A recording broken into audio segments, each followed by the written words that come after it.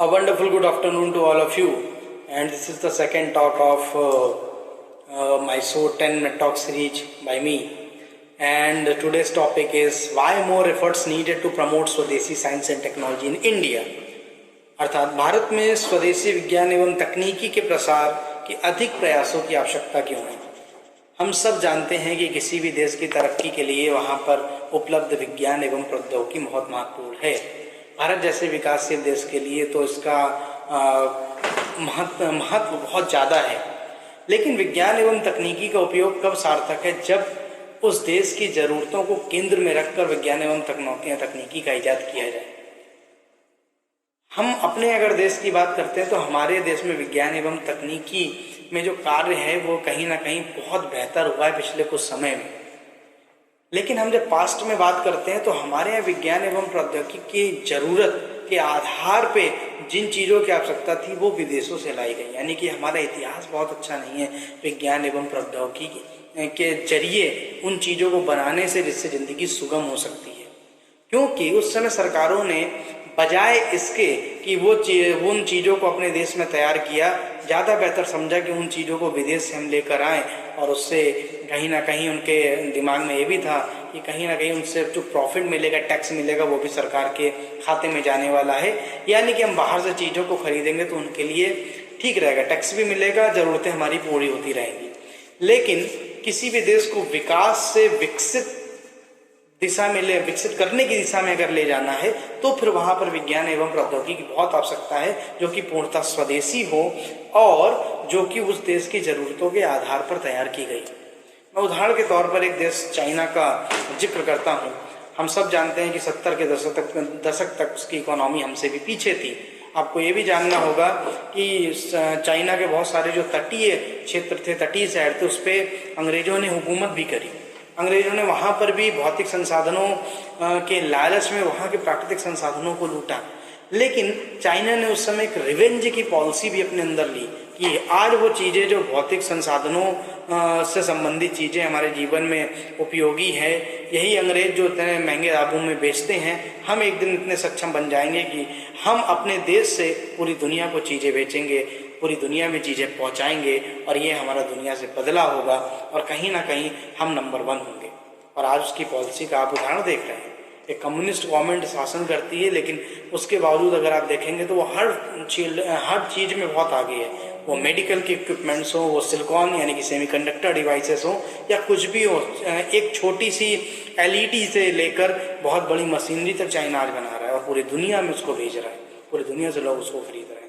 ये corona pandemic जिसे हम कह रहे हैं, ये भी शायद उसकी ही देन है, लेकिन उसको देने के बावजूद वहाँ पर उसका भी बिजनेस आज चाइना कितने बड़े स्तर पर कर रहा है। लेकिन उसकी पॉलिसी थी कहीं ना कहीं नंबर 1 बनने की। उसकी पॉलिसी थी अपने देश को आगे बढ़ाने का मतलब विस्तारवादी नीति के जरिए आगे बढ़ने की। लेकिन अगर यही हमारे देश में हुआ होता तो हमारे देश में वसुधैव कुटुंबकम की भावना को आगे करा जाता है। हमारे देश में सर्वजन हिताय सर्वजन सुखाय के बारे में विचार किया जाता है और हमने हमेशा देना सीखा है। अगर यही एक तरीके से ग्रोथ हमारे देश में साइंस एंड टेक्नोलॉजी में हुई होती या स्वदेशी साइंस एंड टेक्नोलॉजी को हमने इतना आगे बढ़ाया होता तो आज हम वास्तविकता में अन्य देशों की तुलना में बहुत आगे होते और एक सम्मान पूरी दुनिया में हमारे देश का बहुत ज़्यादा होता। आज सुपर पावर जैसे देश अमेरिका को हम कहते हैं सुपर पावर इंडिया भी कहा जा सकता है। चूक हुई हमसे। एक दूसरा उदाहरण लीजिए जापान से। हर साल सुनामी और भूकंप के खतरे के बावजूद उसकी इकोनॉमी को देखिए, जो दुनिया में आज के समय में हर छोटी से बड़ी चीज़ों को भेज रही है, दे रही है और अपनी कंपनियों के जरिए उसने कोई तरीके से एक राज कर रखा है पूरी दुनिया में।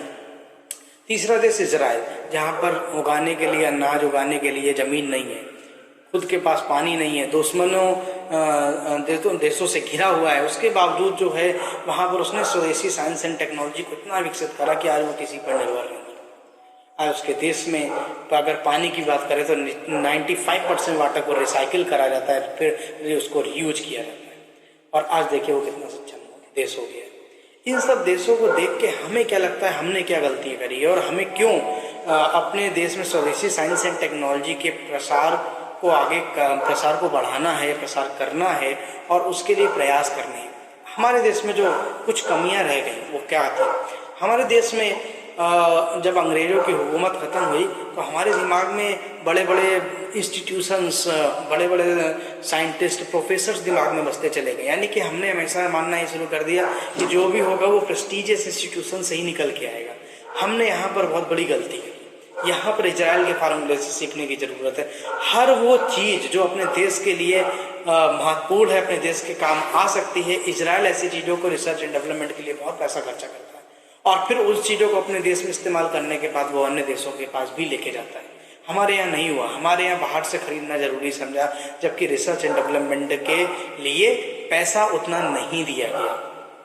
हमेशा मानते हुए चले कि प्रेस्टीजियस इंस्टीट्यूशंस कुछ करेंगे, लेकिन उसको अगर आप ध्यान दें तो आप लाखों इनोवेशंस देखते हैं जो अपने देश में लोगों ने करा है, लेकिन उनकी स्थिति आज भी बिल्कुल वैसी की वैसी है। हम सुनते हैं हरियाणा के एक जो है ऑटोमोबाइल मैकेनिक से वो 10वीं फेल था, लेकिन उसने स्ट्रोक इंजन बनाया। बट आज उसकी पोजीशन क्या है? क्या उतने बड़े स्तर पे वो काम करने में सक्षम है क्या? अगर उसको उतना ज़्यादा सपोर्ट मिला होता तो आज हम सब उसको जान रहे होते, लेकिन समय के साथ, न्यूज़ के साथ हम उसको भूल गए।